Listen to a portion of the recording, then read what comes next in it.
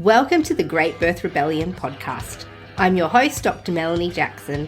I'm a clinical and research midwife with my PhD, and each episode I cast a critical eye over current maternity care practice by grappling with research and historical knowledge to help you get the best out of your pregnancy, birth, and postpartum journey. Welcome to today's episode of the Great Birth Rebellion. I'd love to introduce Amy Honus, who is the founder of the Village Community.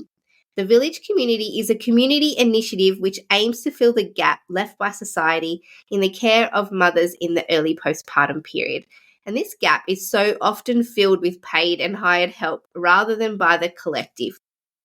We spoke about how some cultures care for women in the first 40 days postpartum during our episodes 89 and 40 and 90 with wise woman Sarah Smits, but also this level of care and attention is not part of modern Western culture. So Amy's initiative is an incredible example of practical ways that we can bring back the village culture in the care of women postpartum. And I want to showcase what Amy is doing and inspire other rebels out there who have a passion for repairing the collective motherhood journey. I'm going to ask Amy all about the details and the nitty-gritties of getting something like this off the ground so that if you feel so inclined, you can replicate it in your own communities. Thank you for being here, Amy. Yes, thank you so much for having me. I'm so excited to be here. You're here in the Blue Mountains with me, which is where we live, New South Wales. Yeah. So first, you just introduce who you are. Well, I'm Amy Honus. I'm a mother of two. I have a 4-year-old boy and a 2-year-old girl. I'm actually a teacher as well. And I live and work on Darug country in the Blue Mountains. And I'm the founder of the Village Community. So the Village Community is an organisation that collects donations of food, any type, mainly cooked meals. And these donations of meals go to a family, usually a mother who's just birthed or a mother in any struggling season of her parenting world. Yeah. And do you get paid to do this? No, not really. I have just recently, in the last 6 months or so, I've asked for cash donations when somebody is nominating a loved one to receive this service. And yeah, that doesn't really go to me. That purely goes straight back into the donations themselves and straight back into whatever's being given to that mother that week. Mm-hmm. How do people nominate somebody who is deserving of this service?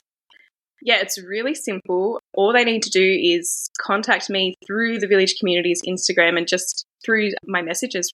Probably about a year ago, I did create a form that they could fill out, but it's still just sitting there, just kind of sitting there in the world of online clouds. But I can't really put myself to publish it yet because I really enjoy connecting with other women and other people who are nominating their loved ones. And I feel like that form takes the human contact out of that. And is it working to be receiving things by a messenger? Yes, so far it is receiving. Sometimes it does get a bit hectic because I am still being mum to running my household and I am still working part-time. Sometimes it can be really overwhelming, but in the most part it's okay at the moment. Yeah. Mm-hmm. Yeah. When did you decide that this service needed to happen? Well, I guess it always starts with your own story, right? So it began with my firstborn. When I was pregnant with Jack, when I was pregnant with Jack, I was gifted by one of my best friends the 4th trimester book. And that really opened my eyes to, I think that was my first understanding of the 4th trimester. Like I don't think I've really even heard that term before. So that was my first learning of what the 4th trimester is and then what that looked like in other cultures as well. And I was so excited. I was so excited and so naive. I just thought, I can't wait for my postpartum and all of this magical, beautiful nourishment being gifted to me in my early postpartum. Like I was so excited. But also the naivety is that I didn't communicate that or I didn't voice it to anyone in my close village, my own village. I didn't communicate that or disclose it. It was kind of just assumed that it happened. So my birth came and went and then the postpartum period was there. I had the support from my mum who was down visiting but she was only there for a few days. Yeah, and then it just came and went and everything kind of just moved on. Nothing really came from it. So I was a bit confused, but I'm also a pretty easygoing person that I didn't really think too much of it. Then my partner went back to work and life started to happen. And the whole shock the shock of being a new mum, not understanding, I was still not aware of matrescence. I hadn't heard that term yet.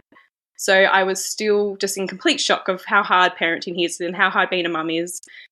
And then I remember going to meet with a friend and my baby, so Jack was probably about 6 or 8 months by now, and I went to meet her and her baby was 3 months old or a little bit under. And as she was holding her newborn, she still had to like cradle the head because the neck was still not strong enough. She then told me that she was pregnant again. And my heart just dropped and my tummy, I just remember that whole feeling of being like, how the hell is she going to have 2 babies? If I feel like this, if I'm struggling this deeply with 1 baby, how is she going to do it with 2? So that was kind of my motivation, and that was my light bulb switch to be like, I need to do something to support her. Not that she needed help, not that she was asking for help, but I just knew that it's so hard. She's going to have 2 babies, and they were born within the 12 months of each other. So I just freaked out, and I went home and I drew up a little mind map of what support I could create or what something might look like. And I remember putting the village community in the middle, and drew a bubble just like I would at school and drew ideas from it. And I remember sharing that with a group of close friends, just a photo, and I said, what do you think of this? And I received beautiful feedback, of course, and that was kind of where it ended. And the idea was there, and I put it out into the world, and then it kind of ended until another friend had a baby, and somebody who saw that picture reached out to me and said, hey, can you start the village community? Give me some food. Let's give her some food. So then it kind of just stemmed from that. What did you learn from that 4th trimester book? What did that book describe? Yes. Well, first it describes how mothers need to be looked after just as much as the newborn. And they require that rest. They require to stop and slow down. And the people around them, their community or their close village, they should be the ones stepping in to do those nitty-gritty things like cooking food, tidying up the house, putting washing on, all those little bits that feel so strenuous after you've just birthed and you have a newborn baby. Yeah, so I guess hearing about the other cultures and how they step in and how they had a ritual or they had practices in place that support a mother who's just birthed, and how they have either their mother living with them or they have a hired person that lives with them to do all the cooking and to do all the cleaning, and they support them in their journey with getting to know baby. And like South America has their practices, India has their practices, Indonesia has beautiful practices too. But yeah, there's nothing in the Western society. Even when you put into Google, what is the Western society or Australians' postpartum practices, it just comes up with all the government policies or some services that might support you in postpartum. There's no actual cultural practice that we have in our country that supports women who have just birthed. It doesn't even exist, really. And even I loved listening to your episode on Aboriginal cultures and practices, because I've been struggling so much to find research papers or anything to do with Aboriginal culture and their practices around postpartum, birthing. It's so hard to find any research.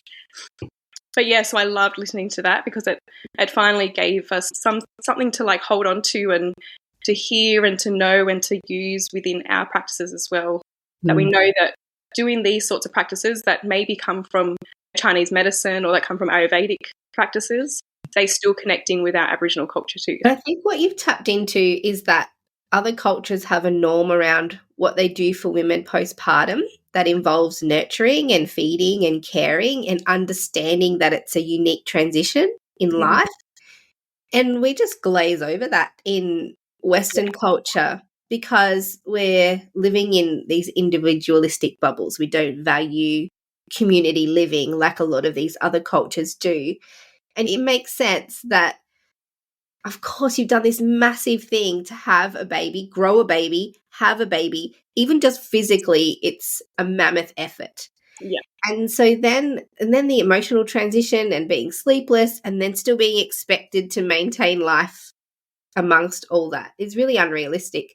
And then we wonder why women struggle through parenthood and then blame themselves for some reason. But actually, society is to blame for most of our maternal struggles. It sounds like what you're doing is just trying to develop a culture of caring for women postpartum in a Western context because we've lost it. Yeah, because there literally isn't really a cultural thing. There's no cultural practice on how do we care for our women. And the research tells us that when women are supported in those early postpartum periods, that their mental health will do better. It may not do great, but it will do better than what it would do if they had no support. So supporting someone in their early postpartum period is only going to benefit them for a lifelong good mental health. Yeah, on that as well. And I think it's Chinese medicine or if it's Ayurvedic practices, but they believe that if a woman is fully nourished in those first 40 days after birth, that not only supports her in the short term, but that goes on to support her for a whole life, and her womb health will be good for the rest of her life, like even into menopause. If she was well supported in her early postpartum period, that's not only supporting her and her baby now, but when she goes through her menopause, another huge life transition, that's supposed to ease the hardship of menopause as well. She was supported in her postpartum. So wild that in the Western culture, they don't recognise that as valuable to support women. Yeah. No, because we have a very medicalized way of caring for the body. We don't have a social or cultural way of caring for the body. And we don't believe in plant medicine or anything that's alternative to that, unfortunately. And I think when we start to demand postpartum care of women, at the very least, that's us learning from other cultures what we don't have. This is a way of identifying a social gap what we have in our Western culture. We know it's making us unwell in so many ways, but also unwell in parenthood and motherhood. So what we know then about your service is obviously it's definitely needed. Yes. The whole practice is rooted in healthful cultures who look after women postpartum. And so you work part-time, but you do this work under a volunteer capacity. Yes.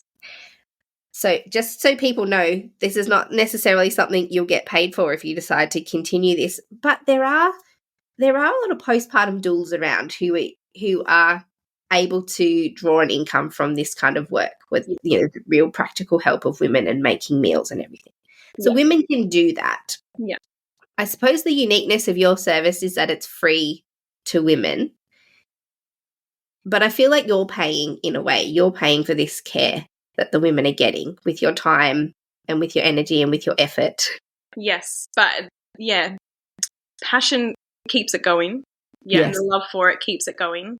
But I think it is opening up all these other avenues that I hope to go into as well. I feel like I'm the umbrella and the village comes off, part of it, and there's more coming. So yeah, the village community in the sense of the bulk meal donations, that's just part of what I want to be able to offer to the women in our community. And who supports you in that? There must be other people involved.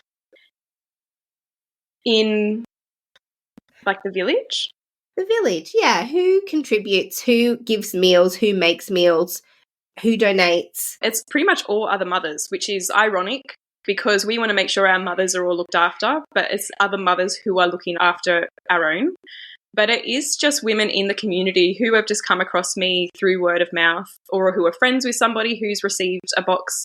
So yeah, it's women in the community. There are some men and some dads who are doing it as well, but its majority is the women in our community donating meals or baked goods or fresh produce, pantry staples, and also things that might support the mother in her postpartum period or the baby in their postpartum period or that early stage of life. So like nappies, wipes, beanies are being hand knitted, self-care packages for mama.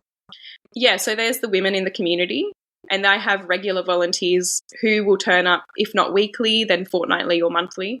And I also have a close connection to some businesses in the Blue Mountains who offer their ongoing support too. So there's some small businesses who are caterers, and they donate or they offer a discount on their meals for people who don't have the time to cook a meal for a family themselves, but they can purchase these meals through these caterers. I've had the fruit and veg, the Blue Mountains Co-op, they were donating monthly a fresh box of produce as well. So I have some small businesses, women in our community and dads in our community, and that's pretty much really it. And I obviously have the support of my family, my beautiful partner, to keep it all going. How many hours a week do you think you commit to this? That is a good question. I've never documented it. I mean, I definitely have set days where I do things. Sometimes creating posts, social media is just such a time, energy draining. So I could spend an hour just writing one post. I want to make sure that it comes across correctly and that it's written right and that it just acknowledges the work of our volunteers and how important it is to support women in their postpartum. So there's that whole message that I'm trying to encapsulate in one post.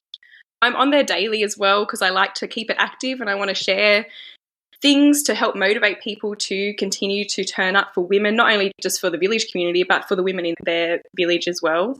Yeah, so definitely a couple of hours a day. Yeah, a couple of hours a day. That's what I was thinking. By the time you're posting, responding to messages, liaising with volunteers, collecting meals, delivering meals, because is it once a week that you would deliver? Yeah, once a week I deliver meals. Yeah. And you're a mum of two. And you work part-time.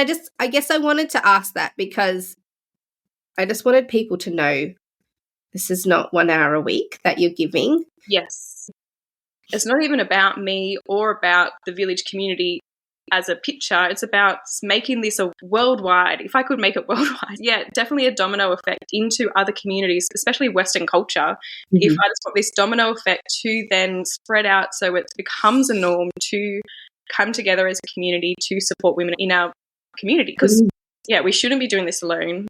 Way back when we were living in villages and we were with each other, supporting each other, mothering and parenting together. So it's just so disconnected now, being in that community sense. So I kind of have titled the village community is creating our modern day village, because that could be the beauty of social media is maybe we're not connecting as frequently in person, but if we're connecting through social media in a positive way, that's a good thing. And I think it makes sense to me that other mothers are offering support, because traditionally that would have been what happened, but they would have been giving out of surplus because they were cared for. Yes. Whereas I think we think, wow, other mothers are looking after other mothers, because we think all the other mums are struggling just to do things for their own families. How have they got the energy to give to other families? But traditionally they would have had the energy because they were nourished themselves and they're not depleted like we are. Yeah. And so for people who are keen, if they want to start and replicate this service, what should their first step be? Yeah, I struggle with this question because I've obviously had people from all over Australia who have contacted me to say, how did you start? I want to do this in my community. And I think the very first time that happened, I think my response was, I don't know, it just happened. I still have that same kind of answer that I guess it could only work if you keep it as a donation and really wanting to enrich the community spirit. It has to really come from your own passion and your own willingness to create this change in your community. Mine literally just started through Instagram, and everything that's come to me has come to me. I haven't really gone out to seek support. Just so privileged and so lucky to receive everything that's received and has come to us. And it's just, I think it's such a need that it will work anywhere, because from what I've learned by doing this, it is such a huge need in every community with every mum, especially mainstream communities, because they're hearing about this for the first time. So they're kind of hearing the words fourth trimester. They might be hearing matrescence for the first time. So this is so needed in all communities, not just the ones who are maybe perceived as a bit alternative. It's kind of needed everywhere. So to start, yes, how do we start? I mean, I love it. You've got to. I think that's the philosophical groundwork that has to be done. It's got to start with this investment and belief that it's a fundamental need for our culture. Absolutely. Yeah. So it first has to come from within, really. But I just created a separate Instagram page for my own personal one. So I first created a business page. And for that, I then started sharing. I would guess I was really loud with the need for this. So I was sharing the reasons why we need postpartum care, the reasons why we needed to do it in a community setting. And that kind of helped motivate people to connect with that. And of course, women and mothers who have been there before, they fully understand how important it is to nourish a newborn mum. This is what I'm hearing. So my brain ticks really methodically in a business way. I'm putting together what you're saying in a dot point list for people who love that kind of stuff. So firstly, a passion and an acknowledgement that this is absolutely needed and that it's lacking in society. Then, you spoke about the mind map and how the idea first blossomed and then you wrote it down and shared it. That's a really important next step for people, is to say, I want to do this. I'm putting it on paper. I'm sharing it with the people around me. It kind of creates an accountability. Yes. And then somebody came up to you and said, hey, are you still doing that initiative? And then you're like, whoa, yeah, okay, let's do this. So there were like some little early steps that kicked it off. Yes. And then also acknowledging the time frame of that, because it sounds like there was a reasonable gap between the idea starting and when it blossomed fully. Yes. And so then it's the Instagram page. So anybody really, all that's kind of just marketing, letting people know that you exist and what you're doing. And so I'm imagining other ways that people could do that is if they're already connected with the birthing community and doulas and women's groups, mothers groups, actually going and pitching the idea to these people as well, and just doing a ring around and say, hey, I'm starting this service. If you're passionate about this, is there anything that you can contribute? And then letting it organically grow and flow out of the community could be a way to start. Yes, and even starting in those small community groups that you might already be joining as well. If you're already in a mother's group and you notice that one mother is going through a hard time, maybe her baby's teething really badly and she's not getting any sleep, that's a key indication that she needs a bit of love and support. So maybe within your mother's group, you all come together to either do a meal train or a bulk meal drop for her. Yeah. So it might not necessarily be at the time of birth, but it may be at a time of a struggling time in motherhood as well. Yeah, and I feel like you're serving a massive group, but it could be even on a more micro level, like within your friendship group, where you build a culture where if there's 5 of you who are in your childbearing years and one person has a baby, there's an expectation that the other 4 are going to rally, bring meals, there's some kind of cleaning up roster. And then if one person receives that, it's almost this reciprocal expectation that they all looked after me when I had my baby. And so that you set up an actual culture within your little micro communities. Yeah. So it doesn't have to be so wide. Like you've cast a wide net. Yeah. You could just, the permaculture principle of just starting at your own doorstep. Yes. Yeah. You don't know what to do next. Just like who close to you has a baby. Yeah. Just start there.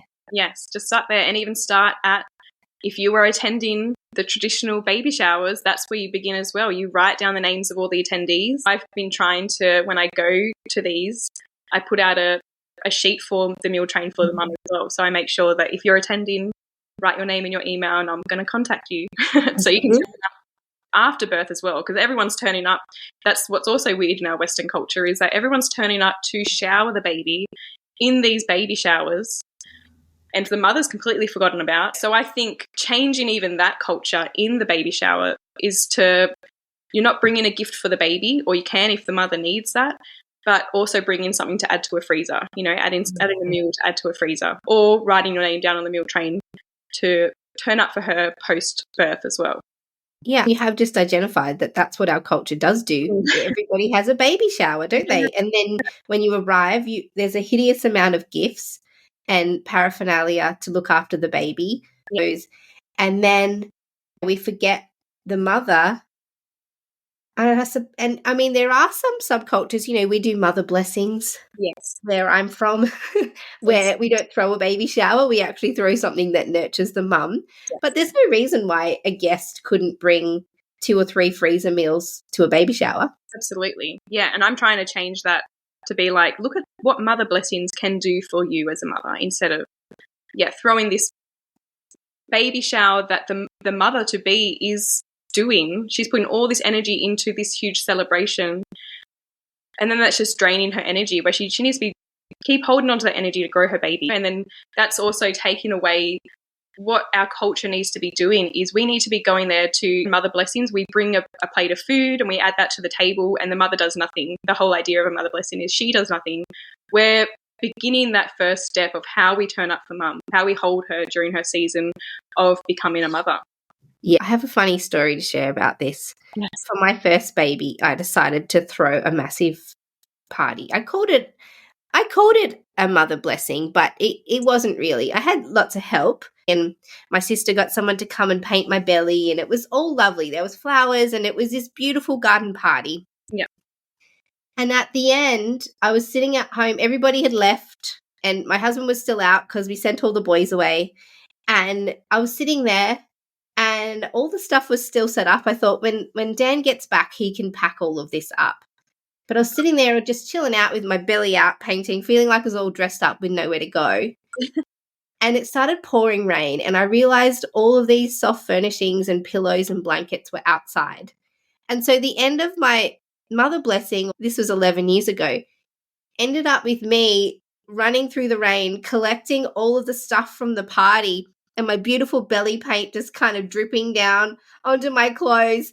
And I remember thinking, what is going on here? I'm all alone, fully pregnant, packing up after a party that I realized in that moment didn't really serve my needs at all. And I was all really sad about it. It was a bit of an anticlimax.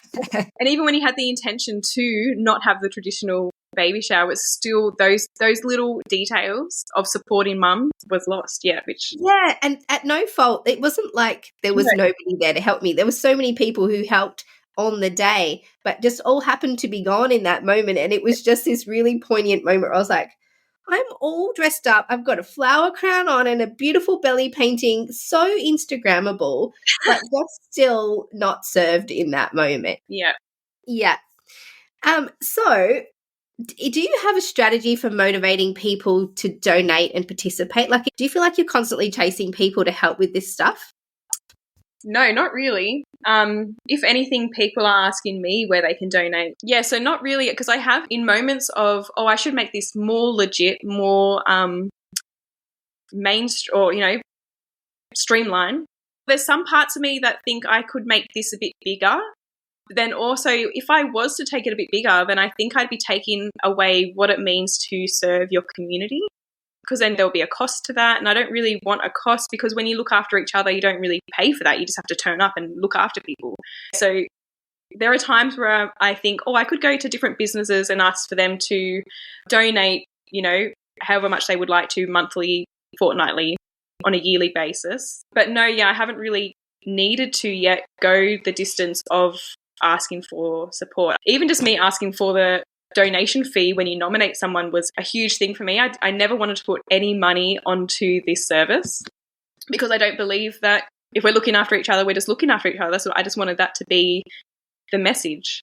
But at the end of the day, I was still, I still travel to deliver the food. So I'm using my own petrol, and I would go out and I still cook a meal for each family. And I would add bits and pieces to the box if I felt like something was lacking. So I was out of pocket. So I had that reinforced, yes, I'm worthy of putting a donation fee to this. And actually because I have a minimum donation fee. And yes, most people pay above the minimum as well. So that's also lovely. So it's definitely a service that people respect, I guess, and they really value it. Those feelings of, could I get bigger with this, and I could contact way more people and I could serve way more people. I think you're right. It doesn't serve the intention if we're aiming for cultural change. Yeah. All it does is you taking a bigger piece of that pie responsibility for that. Yeah. And it doesn't give other people permission to identify the same gap and fill it in their own worlds. Like, this should be on a micro level. Yes. Yeah. And you're right. Yeah. If I was to, because all it would be if I did make it a bit bigger, it would just be another business, another like catering. Not there's anything wrong with catering, but it would just turn into another catering business for postpartum women. I want to keep it as simple as possible, like even to the point that, because I'm always asking for advice and I'm always asking for a little bit of feedback, and some people have suggested that maybe I can put the food in these really beautiful boxes and I deliver it and it looks really lovely. And that would be nice, but then that's also a cost. And then that's also taking away, again, the natural thing of just looking after one another. So I just deliver in, I just grab a box from my fruit and veg shop and I just pile things into the box, or I get the cooler bags from the op shop. Yeah. I just put things in the cooler bag because it's not meant to be a pretty, like if I wanted to, it would be a pretty looking service, but that's not what it's about. Sending off a beautiful package, because the package in itself, a warm cooked meal, is the intention to serve that mum. It's not about receiving a beautiful looking, because at the end of the day, that's it's a bit toxic, the Instagram culture. Just everything has to look beautiful and has to be beautiful, and then what's inside maybe wouldn't be as fulfilling. But what I really want to showcase is these meals are enough. We don't need to make them look pretty. We don't need to dress it up. The meals and the idea about donating is enough. Yeah. Yes. And then instead of growing bigger in a sense of how can I get more food to distribute to more people, the intentionality could be how can I inspire more people to do the same thing as what I'm doing? Yes. And then they can replicate this model in the same way that you have. Yeah. Yeah, there's that real temptation to optimize and streamline and get business minded about this, but this is the root of it is cultural change. Yeah. And counteracting some of the toxic cultural expectations that we have around parenthood and motherhood and caring for other people. So I wanted to ask you if you feel like what you're currently doing is sustainable for you. Well, a little backstory is when I first began this, so it's been going for about 3 years. So when I first started, it only lasted 4 months because then I paused for pregnancy and birth of my second born. But that 4 months, I looked after 52 families in 4 months, and that is crazy. That was not sustainable. That system that I was doing then, that would not be sustainable because I didn't know how to say no. I didn't know my boundaries, and I was saying yes to everyone who needed help. I would say yes. And, there was not 1 week that I only looked after one family on a weekend. The most that I looked after was 5 families in 1 weekend. And that was my whole weekend gone. I couldn't be a mum. I was delivering. And I used to also drive to every volunteer's home to collect the food because I wanted it to be as easy for people to donate as possible. So I was literally going to pick up all the meals and then I was bringing it all back home. I was organising the meals and then I was going to deliver to the families. And that was multiple families I was delivering to on that day. So that was not sustainable at all. And that 1.5 year break or however long I stopped for was a nice realization that was too much and that was just going to burn me out really. So now I just do 1 family weekend. And sometimes I might do 2 depending on the need of that family. Sometimes people are going through a harder time and they need something immediately. So in those cases, I will do 2 families a week. But yeah, doing 1 family a week is much more sustainable, and that way that family receives way more food because the idea is to fill their freezer with all these nourishing meals to serve them, if not for a week, for longer, minimum a week. I make sure that I have a minimum amount to serve them for a week. Yeah, so I think for as long as people are willing to donate, because I really literally wouldn't be able to do this without volunteers. If I was doing this all on my own, there was no volunteers helping, it wouldn't be possible. Because 1, I don't have the time, I don't have the money, and that would just purely drain me out. And then that's probably when it would turn into a catering service. that's when I would move away from volunteer work. Because you would need to be it would need to be more financially viable and to pay for your time and energy. Yes. Yeah. Yeah. Absolutely. So, I mean, if you ask my partner, he would say, no, this is not sustainable because it's not supporting us as income-wise for a family. But my perception of it is that it is sustainable because what's happening right now is working. It's not draining me. I still have my whole weekend. I've changed the system that I don't do any pickups for donations anymore. Everything comes to me, or there's locations all the way up from the mountains down to Penrith if people can't reach me personally. I should have said that earlier. Yes, there's different collection points from, all the way out to the top of the mountains and all the way down into Penrith, and sometimes in the Hawkesbury region. So then, I've set up a space downstairs under my house where people can access, so I don't even need to be home for them to drop off a meal. So they can just drop it straight into the fridge, or they can put it on the shelves. So in that sense, it's working without me really needing to be here, except the presence of social media and then the behind the scenes stuff too. But, everything, all the donations can come without me being home. And that's been through a big learning as well, because I used to always ensure that I was home to receive the donations, because at first it was just coming straight into the house. But yeah, once I realised that I needed a village fridge and some shelving for the village too downstairs, that's been even more weight lifted off me as well. Yeah. So there's a village fridge. Does it have a freezer too if you need to store freezer? Yeah. So committed freezer, fridge and shelving. Yeah. And so volunteers know that if they've got a meal, they virtually don't even have to contact you. They just drop it in the fridge. Have you got rules around labelling and, what's in the food? Yes. And they have to can you tell us about that? Yes, that's a good point. Yeah, so everything needs to be labelled and dated of when it was cooked, because I always tell the family who's receiving that they can freeze it all for 3 months. That's the time frame.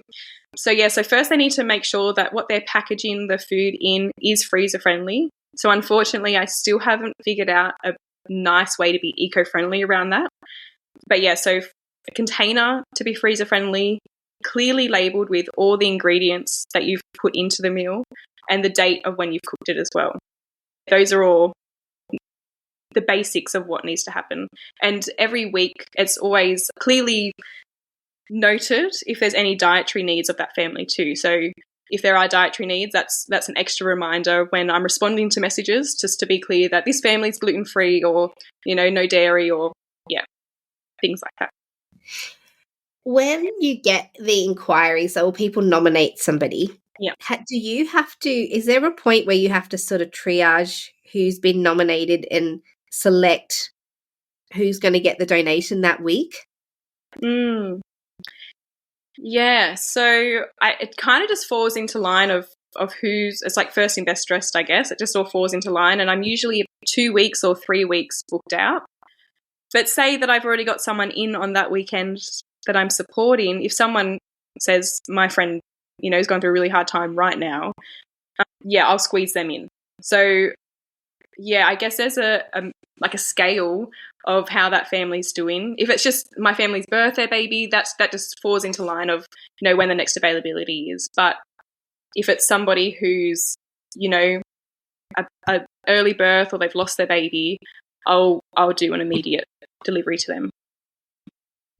Yeah. I'm trying to extract all these finer details so that when people are really setting this up, they're setting it up in a way that isn't, I guess they don't have to make the early mistakes that you made. Yeah. And that you realised, wow, I've overdone it. And gosh, I don't really want to be home to collect all these. Yes. With the drop-off points, are they just volunteers who've agreed to collect food?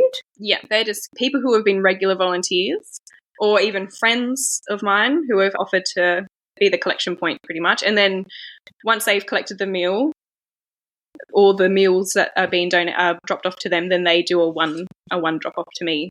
So it all eventually comes to me. Yeah. Yes.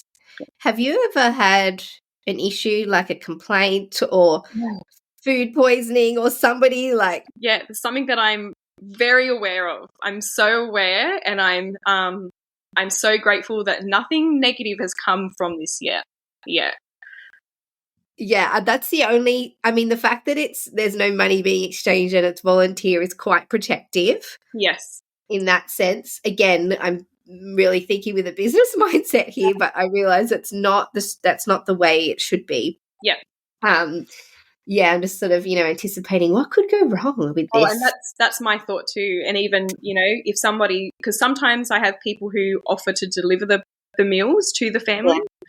So I'm even thinking about that as well, about, well, if they're delivering and something happens to them during that time, what does that look like from a insurance front? Like, I don't have any money if something happens to cover them within my insurance. Like, I don't really have insurance, so there's no public liability. Yeah, like if they're delivering a meal and then the dog bites their leg or something, anything. Yeah. Yeah. Again, that's very Western way of thinking. It's not a community way of thinking. If I visited my friend and I tripped on their front step and I broke my knee, yes, it's just, oh, well, that's what life is about. Yes. Whereas if I was doing that for work, I would have, workers' compensation and sick leave and all these fancy things. And the risk assessment just for all the cases. Yeah. Yes, that's right. Funnily, you've said that, though, because we were delivering food during COVID and during the lockdowns of COVID. And there was a time that, like, the lockdowns got kind of serious, and I myself, I'm a classic people pleaser. I didn't know what to do, and I kind of said, oh, let's just wait it out. I don't know what, let's just put a pause on the village. And people were like, no, this is when people need this care the most. And I was like, oh, thank gosh, somebody else said it. Because sometimes I get really passionate about things. One of my brothers calls me the angry Buddha. Because I get so passionate about all these beautiful ideas that I come across as angry, maybe. So, yeah, I was worried that in the COVID scenarios that maybe it was just my deep passion that people should still be supported. So it was good that people came back with feedback and they said, no, keep going. And thankfully, we were in the Blue Mountains, so we had this whole huge area we could travel in. But even that was a bit funny, I felt like I was sneaking off to give food to people, or I had one of my best friends, she lives outside of the Blue Mountains, and she came to give food, and that also felt a bit hush-hush, it was a bit, that felt really naughty. Yeah, so yeah, it was kind of like, a rebel against the COVID rules, yeah. Well, that's what was needed at that time. I mean, for everybody, but more so for women having their babies who were completely parenting alone with no support and the stress of COVID. I mean, I could see it being even more important at that time. I'm glad you kept it going, and I would have counted that as an essential service. Well, that's what that's when if anybody asked me, and are you allowed to do this? And I just said, I read the guidelines and I said, well, we are essential because we're delivering for someone in need. So that was my argument. Yeah. Well, if there was somebody elderly, for example, who needed support, you would be allowed to go and do that. And this is another time of vulnerability in our lives. Mm. Well, I have one final question, and that is, what do you need to keep this going? Yes, I just need volunteers to continue to turn up. That's the core of it, I guess. Yes. The core of the village working is the volunteers who keep continuing to turn up and to cook. Cash donations are helpful because that just improves what is delivered to the family. Everything that is donated to me goes straight back into caring for the families and then also caring for the volunteers as well. I've got a section under my house that the volunteers can help themselves to some canned items or things that they might need as well for their family, or to help them to cook further for the next family in the village if they choose to continue. So yeah, all of this cash doesn't really, I don't see it. It's more just to build, to continue to create a bigger community that is continuing to help each other. So yeah, I have big ideas to make sure that everyone's looked after, including my volunteers. So, if they drop off a meal, they can pick up some more food to take home for themselves or to support them next time. So, yeah, so cash donations are very helpful to help this keep this going, and just more community support, more volunteers. The more, the better. Do you ever collect from your own pantry downstairs if you need a meal? I mean, I'm just saying, you should, is what I'm saying. Yes, sometimes I'll be out of canned tomatoes, so I'll run downstairs and get the canned tomatoes.